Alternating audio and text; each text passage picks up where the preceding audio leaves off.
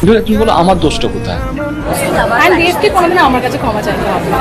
এবার রুক্মিণীর কাছে ক্ষমা চাইলেন অভিনেতা দেব। সবাই জানেন বেশ কিছুদিন ধরে শুভশ্রীর সাথে রোমান্টিক ছবি শেয়ার করে চলেছেন দেব, যে ছবি ভক্তদের মন ছুঁয়ে গেলেও দেবের উপর চরম রেগে আছেন রুক্মিণী মৈত্র। অভিনেত্রীর সরাসরি ব্রেকআপ চেয়ে বসেছেন দেবের কাছ থেকে। এবার এই নিয়ে রুক্মিণীর কাছে ক্ষমা চাইলেন দেব।